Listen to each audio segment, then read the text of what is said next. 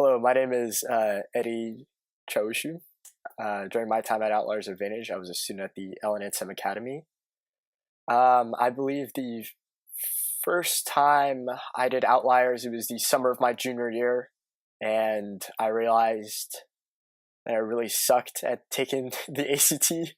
Um, I had started out, I had taken it in my sophomore year, I think when the school offered it for free, or in my junior year when the school offered it for free, and I got a 21. But I had like not studied, so I thought, oh, I can definitely get higher. And so then when Bobby challenged me to get a higher score, I got the same exact score. So I ended up doing the program, and my biggest section that I improved in was science. I started with something around like a 21, 22, and I ended up finishing with a 33 at the end of my tests. So yeah, you'll see that I'll have this little slideshow, and this is just for me to like keep track of like where I am and like what else I need to continue to discuss. So first, we're going to start off with ACT science tips. So just some main points. I'm sure Mr. Nicholson has already told you this. 95% of all answers are in the passage. There are three types of passages. Data representation, research summaries, and fighting scientists. So the first thing I'm going to start with is the fighting scientists, because it's the one I hated the most. I almost every single time I took a ACT science test, even like during practice tests and during the real tests, I would almost always skip the fighting scientists just because it was like this huge wall of text, and you just like, in my opinion, you just didn't have time to go through and read it in an adequate amount of time. So the next section I'm going to go over is data representation and research summaries. So for data representation, it's purely graphs and charts. I'm sure you know this already from taking a couple tests, but from what I learned in my experience is that enough practice with like reading the data and like knowing where answers are and taking the test just enough times allows you to just like look at the graph and look at the graphs real quick for like maybe 2 or 3 seconds and go straight to the questions, just so you familiarize yourself with what's going on in the experiment. I say this because I think the last time I took it, which was in June, and I didn't even like, I familiarized myself for like 2 or 3 seconds with what was going on in the experiment, and then I immediately went to the questions, and that's when I scored the highest on the science section. And I think that's honestly the best strategy, just because like there's no point for you to read through it and then have to go back again and read through it. Like you might as well just know where the information is, answer the questions, and if you need to look back at the graphs, go look back at the graphs.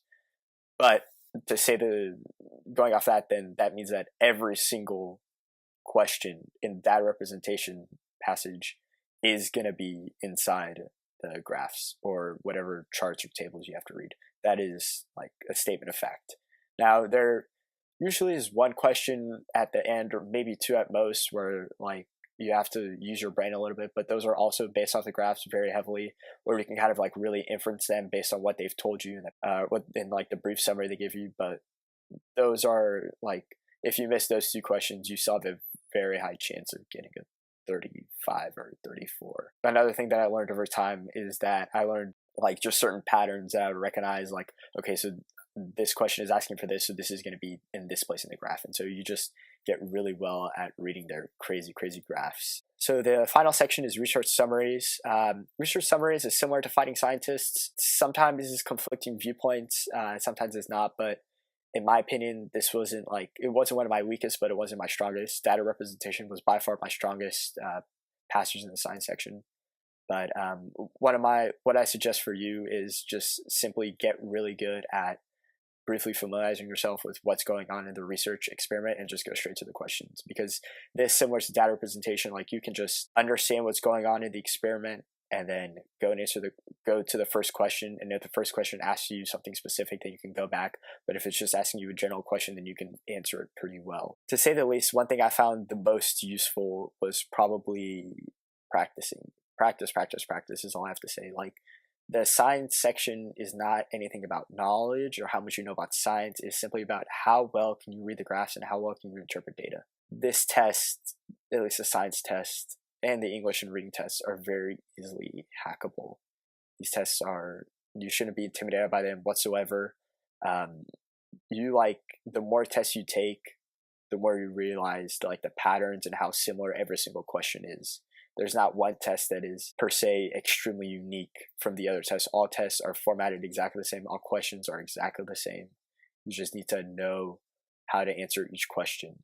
And so I'd have to say, before I took my last test in June, I had done almost every single test in that Google Drive. I had familiarized myself so well, not only with the science section, but every single section. I did not stop practice. After I finished the program in August and I took the test and I didn't get the score I want, I continued to work on my own throughout my senior year of just, all I was doing was taking practice tests, looking over the questions I missed, understanding why I missed them, how to do better in them, and then continuing on. Before one thing I want to leave you guys with is a little personal story of mine. My journey through the ACT was 6 official tests. One was in August, September, November, December, one in May and June. I obviously took the test quite a few times, but I can tell you without a doubt that I was definitely discouraged throughout the entire process. I was definitely hit hard. I wasn't very encouraged by my results. Every time I get back to test and I wouldn't get the score I wanted, I was extremely discouraged and thinking I was throwing away my time. But one thing I have to say is that when I got my score back in June, when I got my score back in June at 5 o'clock in the morning, it was probably the happiest time, just to see all the work that I had put in to get the score that I needed. And I can tell you right now, it's really hard. Without a doubt, studying for this test to get the score you want, it is by far one of the hardest things I had to do. One of the biggest tests I had to study for, just because of the ACT is one of those life tests you have to take in order to get a better score, in order to move on in life and get a better score. A couple of things I took away from the program was just extreme test taking strategies. So to say the least, I became very, very, very good at guessing.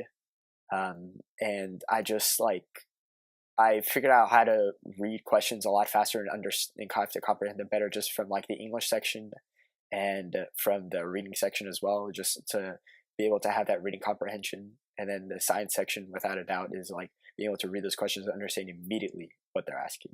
So that's all. I wish you guys the best of luck, and I hope you all get whatever the scores you need.